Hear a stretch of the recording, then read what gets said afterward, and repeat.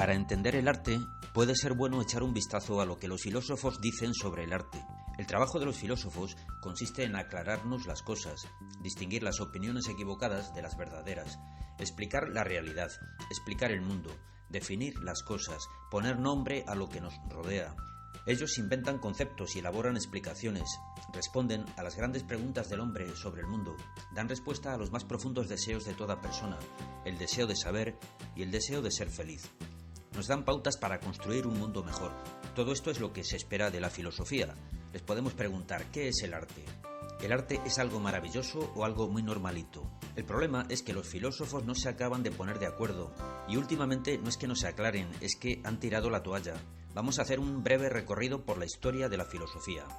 Cada filósofo nos ofrece su visión del mundo. Estos dos cuadros fueron pintados por Rubens. Representan a dos filósofos de la antigua Grecia, Heráclito y Demócrito. Fueron pintados por encargo del rey de España, Felipe IV. Serían colocados en una estancia de su palacio de Madrid, en una pared en la que había una puerta en el centro, de modo que dejaba a los lados unos espacios muy alargados. Los dos filósofos representan dos visiones opuestas del mundo. Demócrito es la visión optimista. El mundo es maravilloso y el hombre está para disfrutar de la vida. Es el filósofo que ríe. Heráclito es el filósofo que llora. Representa la visión pesimista. El mundo es un desastre y la vida del hombre es un sufrimiento constante. Velázquez era el pintor de la corte de Felipe IV. Cuando vio estos cuadros, decidió darle la réplica a Rubens pintando en la pared de enfrente otros dos filósofos, Menipo y Esopo. Menipo representa la actitud cínica y desconfiada ante la vida. Niega que sea posible alcanzar la verdad, evitar el mal, cambiar el mundo. Solo cabe que cada uno busque lo que le convenga y desconfíe de los demás.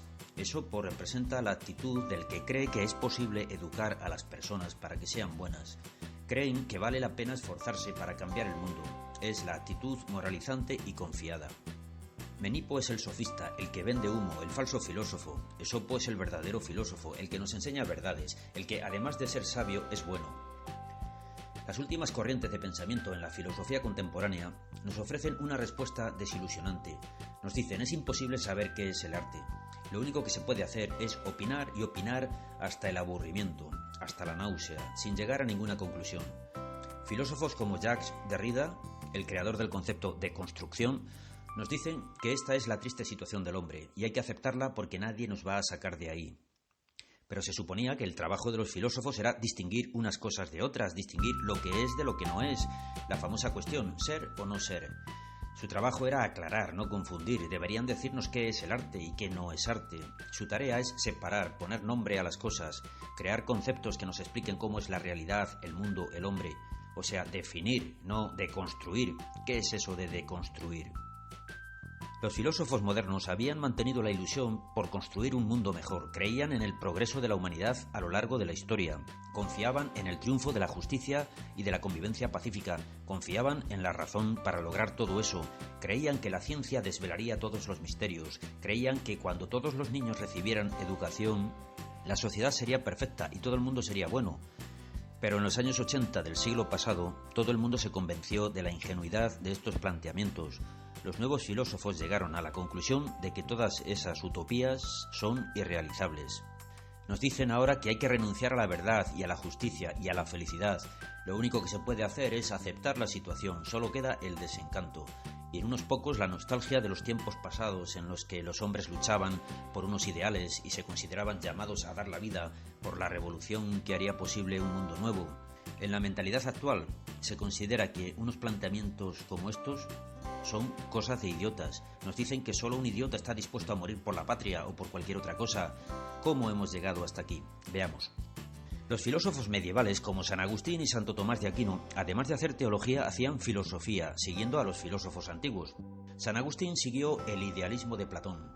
En cambio, Santo Tomás siguió el realismo de Aristóteles, pero dejándose llevar por su fe cristiana, acabó haciendo una síntesis de idealismo y realismo. Él pensaba que la razón puede conocer y explicar el mundo, pero hasta cierto límite. Una parte de la realidad quedaba fuera de lo cognoscible, era el misterio.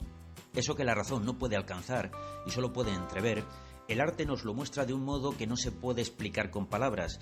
Para decir que algo no se puede explicar con palabras, inventaron una palabra, inefable.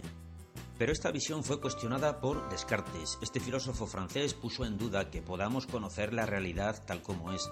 Con él empezó la filosofía moderna. Los que siguieron después, los empiristas como Hume o filósofos como Kant, continuaron por la línea de pensar que solo se puede alcanzar conocimiento verdadero de las cosas materiales. Entonces apareció Hegel, que era una bestia, y elaboró una teoría de pensamiento capaz de explicarlo todo, lo material, lo espiritual y el más allá, y por supuesto explicaba qué es el arte. Hegel consideraba el arte como algo sagrado, como una actividad de orden espiritual, y consideraba a los artistas como gente dotada de un genio especial que les permitía crear obras que nos hacen visible lo sublime y lo maravilloso. Los artistas con su arte nos muestran el esplendor de la verdad, mientras los filósofos, usando la razón, nos alcanzan y nos muestran la verdad misma. Según Hegel, el único fin legítimo para el arte es satisfacer el sentido estético. El arte por el arte. Seguir otros fines era considerado por él como rebajarse o someterse, y los artistas que hicieran esto no serían verdaderos artistas. Pero después de Hegel aparecen filósofos que reaccionan contra sus ideas, y con ellos se inicia la filosofía contemporánea. Los nuevos filósofos creen que la visión de Hegel no tiene nada que ver con la realidad, es puro idealismo sin fundamento. Ellos tienen una nueva visión del mundo y van a crear una filosofía que nos ofrece nuevas alternativas a ese idealismo falso. Las alternativas son el pesimismo, Schopenhauer, la angustia, Kierkegaard, y el nihilismo de Nietzsche. Schopenhauer dice que la felicidad es imposible y la verdad inalcanzable. Solo nos queda renunciar a nuestros deseos y buscar algo de consuelo en el arte que nos permite evadirnos momentáneamente de este triste mundo. Kierkegaard dijo que el hombre no puede renunciar a los deseos de felicidad y de saber, porque sería renunciar a ser hombre. Renunciar sería vivir en una continua angustia, y con esa angustia no se puede vivir, preferiríamos la muerte, pues ni la razón ni el arte nos van a librar de esa angustia. Nietzsche dijo que se puede vivir sin creer en nada, sin esperar nada y sin desear nada. Solo hay que vivir sin preocuparse de qué es el bien y el mal, o de qué es verdad y qué es mentira, o de qué es arte y qué no es arte. Decía que el hombre no debe guiarse por la razón, que lo único que hace es ponerles trabas y límites. Debe dejarse llevar por su instinto. A los que le decían que eso es irracional y que renunciar a la razón es dejar de ser hombres, él contestaba, pues mejor, así habrá nacido el superhombre, liberado de las ataduras de la moral, sin nada que lo limite. Pero no todos los filósofos contemporáneos negaron que la razón pudiera entender el arte. Algunos siguieron confiando en la razón. Eran los racionalistas. Confiaban en que la ciencia lo explicaría todo y que cuando la educación se extendiera a todo el mundo, la sociedad sería maravillosa, el progreso nos llevaría a un mundo feliz. Seguían creyendo en los principios de la filosofía moderna, pero veían las cosas de un modo más práctico que Hegel y ofrecieron a los artistas una misión para su trabajo. Para los marxistas, los artistas debían ser activistas políticos dedicados al servicio de la revolución proletaria para destruir el capitalismo. Para los socialistas utópicos como Ruskin o románticos idealistas como el filósofo americano John Dewey o como los teóricos de la Bauhaus, los artistas no son más que buenos artesanos que hacen cosas que sirven para la vida ordinaria de la gente normal. Todo trabajo creativo es arte. Para Freud, los artistas son unos neuróticos que viven en su mundo y solo buscan ser originales, hacerse los interesantes y que la gente los admire. El positivismo de Comte nos prometía que el progreso y la felicidad vendrían cuando en la sociedad se impusieran la educación, la ciencia y la democracia. La filosofía analítica de Wittgenstein o Russell y los filósofos del Círculo de Viena llegaron a la conclusión de que no vale la pena opinar, discutir, especular. Todo eso no lleva a ningún sitio. La filosofía debería ser como las matemáticas. Solo es verdad aquello en lo que todos estamos de acuerdo. Claro, esto es como decir que la filosofía sobra, pero la filosofía había nacido precisamente para especular sobre las cuestiones que las matemáticas no podían resolver. Los estructuralistas negaron también que se pudiera especular sobre el contenido de las formas artísticas. Solo había estructuras que seguían esquemas lógicos. Lo único que se podía hacer era analizar y describir esas estructuras. Sobre su sentido o su significado no se podía decir nada. Los filósofos de la escuela de Frankfurt, como Adorno, Marcuse o Habermas, trataron de revisar y adaptar el marxismo, viendo que el paraíso prometido no acababa de llegar en los países comunistas. Pero a la vez, los existencialistas, como Sartre y Camus, siguieron la línea de los pesimistas y atormentados contemporáneos, confirmando el fin de las utopías de la filosofía moderna. La vida no tiene sentido, el mundo es absurdo y el hombre una pasión inútil. la felicidad es imposible y el superhombre no va a llegar nunca. Y esta es la línea que triunfa definitivamente a partir de los años 80 en esta lucha entre modernos y contemporáneos. La modernidad murió ante la evidencia del fracaso de las utopías que habían defendido los filósofos y artistas modernos. La felicidad no llegaba, la convivencia pacífica tampoco, la ciencia no conseguía desvelarnos todos los misterios del universo como nos habían prometido. Empezó así la posmodernidad. Empezó el triunfo de la era contemporánea.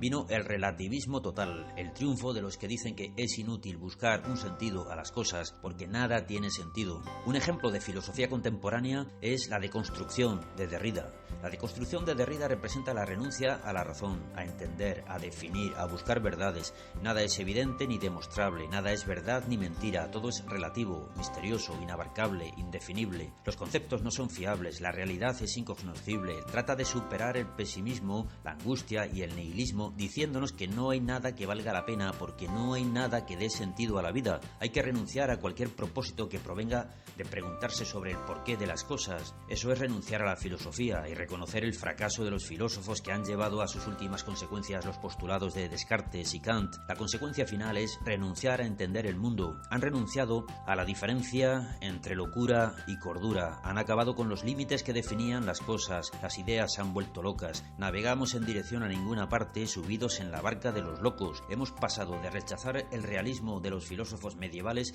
a aceptar el surrealismo del absurdo y el sinsentido. Nos dicen que la realidad es surrealista, que no vale la pena querer entender el mundo ni pretender entenderse a uno mismo. Nos dicen, sigue tus deseos, tus impulsos, tus pasiones, tu instinto. Si eso te lleva al suicidio, pues suicídate. Pronto habrá todo un supermercado para que puedas elegir el modo de hacerlo a tu gusto.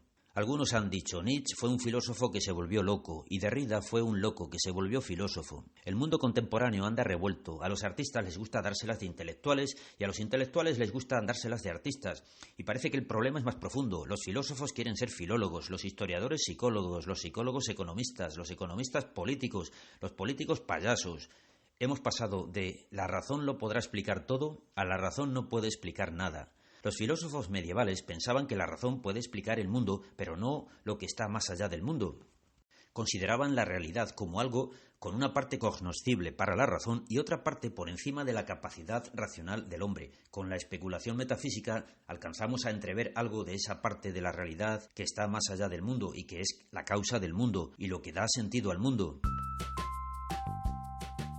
Los teoremas de Gödel se aplican a la lógica matemática, pero podrían darnos alguna pista sobre el problema con el que se encuentran los filósofos. El primer teorema dice, una teoría capaz de explicar un sistema no puede ser a la vez consistente y completa.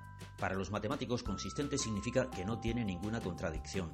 Y lo que demuestra Gödel en su teorema es que una teoría, si es consistente, será incompleta.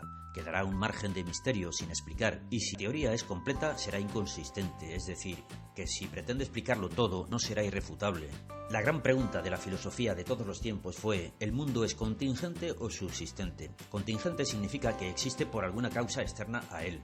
Subsistente significa que existe por sí mismo. Los filósofos medievales decían que el mundo es contingente, no existe necesariamente, sino que existe por alguna causa externa y a esa causa la llamaban Dios, un ser subsistente que existe por sí mismo y es la causa de todo lo contingente. El segundo teorema de Gödel dice, si se puede demostrar que una teoría es consistente a partir de sí misma, entonces es inconsistente. O sea que todo es contingente y el universo necesita para existir una causa que esté fuera de él, que viene a ser una confirmación de que la realidad contiene algo que está más allá del alcance de la ciencia, algo que solo se puede captar con la especulación filosófica aceptando la metafísica.